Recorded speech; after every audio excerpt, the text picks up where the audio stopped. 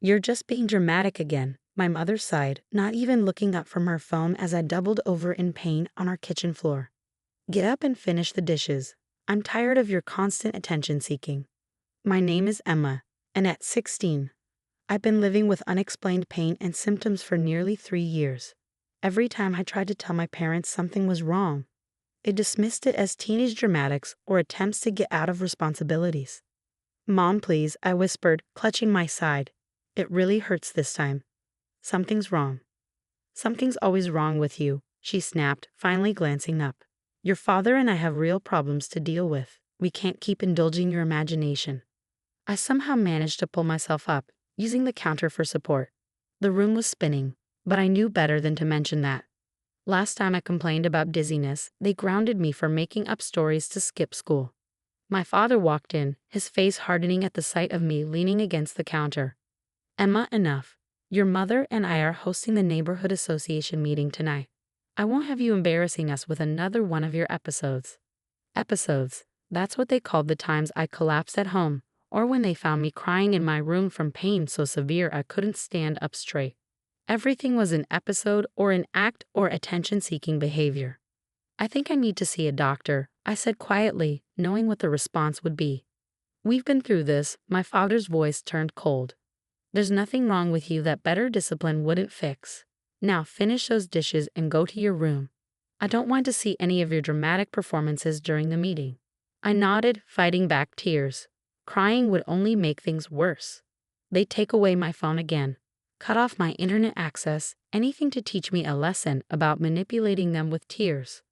That night, lying in my bed, I could hear their voices floating up from downstairs. The neighborhood association meeting was in full swing, and my mother was doing her best impression of the perfect hostess. Emma's doing so well in school, I heard her tell someone, her voice carrying through the heating vent. Though she can be a bit emotional sometimes. You know how teenage girls are. I pulled out my secret notebook from under my mattress. Inside, I'd been documenting everything. Every symptom, every dismissal, every time they'd refused to take me to a doctor. The pages were filled with dates, times, and descriptions of pain so severe it made me see spots. My phone buzzed softly, a text from Ms. Martinez, my school counselor. She was the only one who seemed to believe something was really wrong. How are you feeling? Did you tell them about what happened in PE today? I collapsed during volleyball practice, the pain in my side so intense I couldn't breathe. The coach had wanted to call an ambulance, but I begged her not to. My parents would never forgive me for making a scene at school. They didn't believe me, I texted back. Said I'm being dramatic again. Emma, this has gone on long enough, she replied. I have a friend who's a pediatrician. She can see you tomorrow during your free period. I'll pick you up myself. My hands shook as I read her message. A real doctor, someone who might actually listen. They'll never allow it, I wrote back. They don't need to know.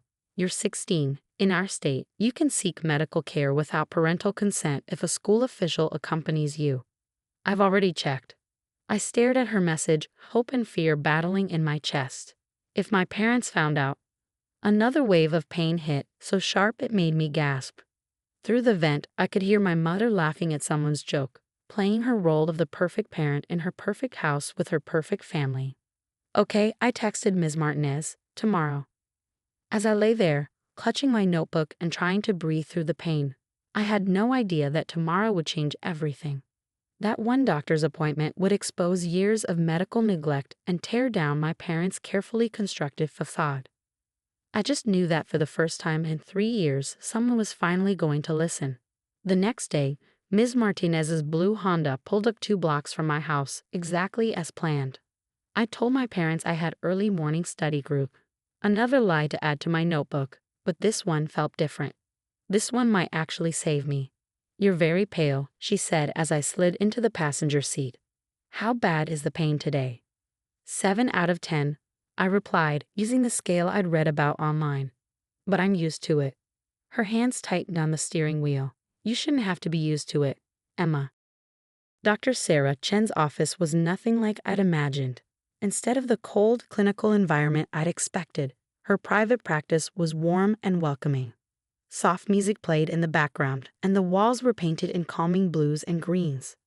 Emma, Dr. Chen said, extending her hand. She was younger than I expected, with kind eyes and a gentle smile. Maria told me a little about your situation. Why don't you tell me what's been going on? For a moment, I froze. Years of being dismissed and ridiculed had made it hard to trust, hard to believe anyone would actually listen. But something in her expression made me pull out my notebook. I've been keeping track, I said softly, handing it to her. Every symptom, every time it gets bad. The dates, the pain levels, everything. Dr. Chen's expression changed as she flipped through the pages. The gentle smile faded, replaced by a focused intensity that made me nervous. You've been experiencing these symptoms for 3 years, she asked, looking up sharply. I nodded. And no one has examined you? Run any tests? My parents, I swallowed hard. They say I'm making it up. For attention. She set the notebook down carefully, too carefully, like she was controlling her reaction. Emma, I need to examine you. Some of these symptoms are very concerning. The examination was thorough. Dr. Chen listened to my heart, pressed carefully along my abdomen, and asked questions no one had ever bothered to ask before. When she touched my right side, I couldn't hold back a gasp of pain. I'm ordering blood work and an ultrasound, she said, right now. But my parents are not here, she finished firmly, and based on what I'm seeing, that's probably for the best. The next 2 hours passed in a blur of tests, needles, and imaging machines. Ms. Martinez stayed with me, holding my hand during the blood draws, bringing me water when I felt dizzy. Finally, Dr. Chen called us back to her office. Her face was serious as she pulled up my test results on her computer. Emma, she said quietly, you have a severe gallbladder condition that's been left untreated for far too long. The inflammation is extensive, and there are multiple large gallstones. This should have been caught and treated years ago. I felt tears sliding down my cheeks, not from fear or pain, but from relief. I wasn't crazy. I wasn't making it up. Something was actually wrong. Without immediate treatment, this could become life-threatening, Dr. Chen continued. You need surgery, and you need it soon. My parents want. Your parents are no longer in charge of this situation. She cut me off, her voice firm. I'm making a report to Child Protective Services. Medical neglect is a form of abuse, Emma. What they've done, or rather failed to do, is criminal. The word abuse hit me like a physical blow. I'd never thought of it that way. Hadn't allowed myself to think of it that way. They'll be so angry, I whispered. Let them be, Ms. Martinez said, squeezing my hand. You're not facing this alone anymore. Dr. Chen picked up her phone. I'm calling CPS now, and then we're admitting you to the hospital. Your gallbladder needs to come out before it ruptures. As she dialed, I sat there feeling strangely light, despite the fear and uncertainty swirling in my chest. For the first time in years, I didn't have to pretend the pain wasn't real. Didn't have to silence myself to keep the peace. One more thing, Dr. Chen said, covering the phone's mouthpiece. Those detailed notes you kept, they're going to be crucial evidence. You weren't just documenting your symptoms, Emma. You were building a case without even knowing it. I clutched my notebook, thinking of all the nights I'd written in it by flashlight, thinking I was alone. All the times I'd added another entry, another date, another dismissed cry for help. I wasn't alone anymore. And my parents? They were about to learn that some things can't be dismissed with a wave of the hand and accusations of dramatic behavior. The real drama was just beginning. The hospital room door burst open with such force that the nurse jumped. My mother stormed in, my father right behind her, both their faces twisted with a fury I'd never seen before. What is the meaning of this?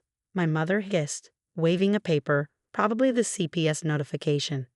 How dare you go behind our backs and create this ridiculous situation? Before I could respond, Dr. Chen stepped between them and my hospital bed. Mr. and Mrs. Walker, I'm Dr. Chen. I've admitted Emma for emergency gallbladder surgery due to severe inflammation and multiple gallstones, a condition that, according to her medical records, has gone untreated for years. This is absurd, my father sputtered. She's just seeking attention, like always. We're taking her home right now. No, you're not, a new voice said. A woman in a crisp suit entered the room, followed by 2 police officers. I'm Sandra Morris from Child Protective Services. Emma is currently under protective custody due to medical neglect. I watched my parents' faces change as reality started sinking in. The perfect facade they'd maintained for years was cracking. "We've done nothing wrong," my mother insisted, but her voice wavered. "She's always making up stories." "Stories don't create gallstones," Dr. Chin interrupted, pulling up my ultrasound on a tablet. "Stories don't cause dangerously elevated liver enzymes. Your daughter has been in significant pain for years while you dismissed her symptoms." As a mandated reporter, I had no choice but to contact authorities. The CPS worker opened a folder. "We have Emma's journal documenting 3 years of complaints and dismissed symptoms. We have witness statements from school staff about multiple episodes of collapse. And now we have medical proof of a condition that could have become fatal if left untreated any longer." My father's face had gone from red to pale. We didn't know." "You chose not to know." Ms. Martinez spoke up from where she sat beside my bed. "Emma begged for medical attention repeatedly. You chose to ignore her." The police officer stepped forward. "Mr. and Mrs. Walker, we need you to come with us to answer some questions." "But we're her parents," my mother protested. "We have rights. And Emma has the right to proper medical care," Sandra replied firmly. "Rights you've denied her for years. Please go with the officers, or they will be forced to escort you out." As they were led away, my mother turned back one last time.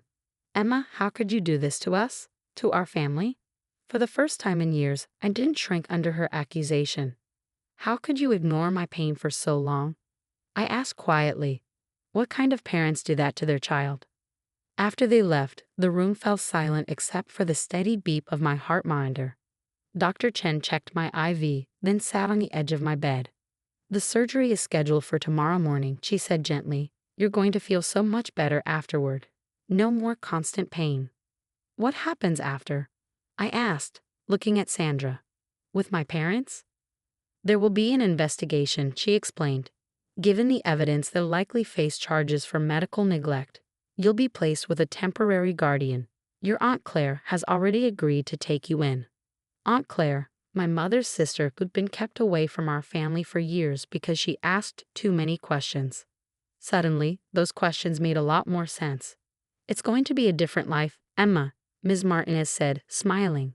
"One where you're heard, where your health matters, where you don't have to hide your pain." I touched my notebook, thinking of all the entries I'd made, all the nights I'd questioned my own sanity because they'd made me doubt myself so much. "They almost convinced me it was all in my head," I whispered. "But they didn't succeed," Dr. Chin pointed out. "You kept documenting everything. On some level, you knew the truth." Sandra patted my hand. "That's over now. Your parents won't be able to dismiss medical issues anymore, yours or anyone else's. Your documentation might even help other kids in similar situations." As I lay back against the pillows, exhausted but relieved, I thought about the years of gaslighting, of being told I was dramatic, of having my pain dismissed as attention-seeking. Tomorrow, the surgeons would remove my gallbladder, but they'd already removed something else. The weight of silence, the burden of doubting myself, the constant fear of not being believed.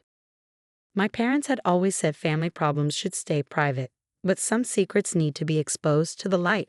Some stories need to be told.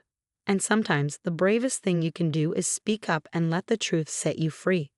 As I drifted off to sleep, for the first time in years, I felt safe, protected, believed.